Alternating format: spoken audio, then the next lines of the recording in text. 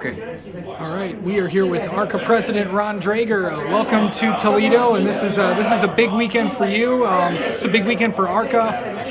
What has it been like this season? Just going to all these places so far this year. Well, it's important to us that we're coming back to Toledo.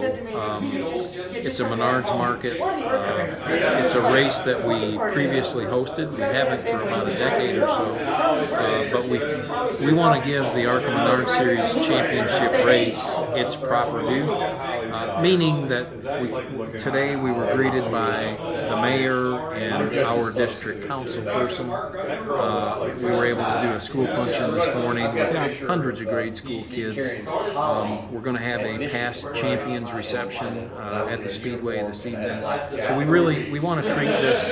Toledo Speedway wants to treat the ARCA Menards Championship with its proper due. Our tagline has sort of been, we started in February at Daytona, and all roads 20 races later have led to Toledo. Yeah, just to have the championship race back here in Toledo, first time I think since 2011. What does that mean? And you get to do all this cool stuff with the city. I was at Southview High School today. They were pretty excited to see Greg Van Alsten's car, and then just also going into and then this event with the champions, with the championship contenders today. What does having this mean, and to have the mayor involved in this too? Yeah, we appreciate the support that the city is providing us with. Destination Toledo, which is like the local Convention and Visitors Bureau, has been helpful. We've developed some partnerships in the city with some businesses that are helping us promote the event. CGS Imaging is a local company. Shore Lunch is a Menards vendor partner. But I think there's also a tremendous amount of interest based on how close the championships are. So when you have Daniel Dye and Nick Sanchez, literally two finish positions apart, and then for the Owners' Championship, Kyle Busch and Billy Venturini one finish position apart. At the end of 20 races, without a playoff system where you reset the points, there's just a lot of interest and a lot of excitement about that. And then there are drivers who are here just to try to win the race, like Taylor Gray will be very competitive, as well as all the drivers that we just mentioned, Jesse Love in the 20 and Sammy Smith in the 18. So it's going to be a lot to watch. Yeah, it is. You talk about there's a lot of young kids in this series, but there's also a lot of veterans like the Greg Van Alst, the Christian Roses. Andy Jankowiak will be here this weekend. What's it like to have kind of both sides of the coin here? It sort of brings it back a little bit with those veterans that you just mentioned. We've had a lot of great young drivers coming through the series here recently. We've sort of lacked a little bit of that veteran influence. So to have a Frank Kimmel in the garage area every weekend, or a Jim Long, or a Greg Van Alst, Bruce Cook, folks like that that are long-term veterans of the series.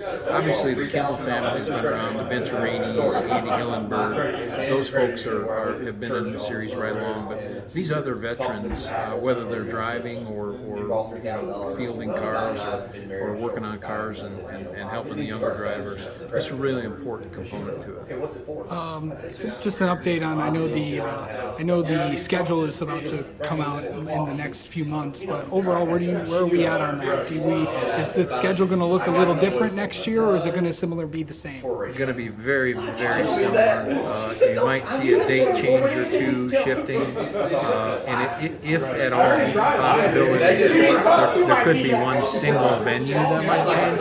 But I'm going to tell you that 19 or 20 of the existing 20 are going to come back and be the same. Yeah. And of course, talk about the East and West Series a little bit. What's that going to be like? What has that been like this year? Yeah, I think we're looking at very similar schedules again for East and West. This year we ran 4 standalones and 3 conjunction races. We think it's going to be that again, maybe a 4th conjunction race. And we think most of the venues, if not all, will be exactly the same. And on the West, very similar to what we saw this year as well. 10 or 11 races. We're going to have the Sonoma and the 2 Phoenixes and the 2 Irwindales, and all the traditional All-American at Roseville, all the races that we counted on this year. Portland on the west, those we expect those all to be very similar again next year. And in terms of getting more cars on the racetrack, how's that process kind of been going? We're slow growing it, and that's okay because better is better. So if we had 16 cars at a venue last year and 18 this year, that's good, and we're happy with that. Overall for the season, currently, we're right at 9%, an increase of 9% year over year of race cars at the track. We're going to finish very strong. Toledo last year was 14 cars, this year is 24. The Bull Ring at Las Vegas, it looks like we'll be 26 to 28 cars there. In Phoenix, I think we're going to be mid-30s. So we'll finish strong, and I think that car count percentage is going to go up even further. All right. Well, Ron Drager, thank you so much for talking with us. Enjoy this weekend, and should be a good championship Saturday. So tune in at 4 p.m. on MAV TV and Flow Racing. Yeah, it's going to be great, and all those drivers and owners and crews that have worked so hard all year long, they're all very deserving. We hope they race for it, race hard, race clean, and have a good race. All right. Thank you so much.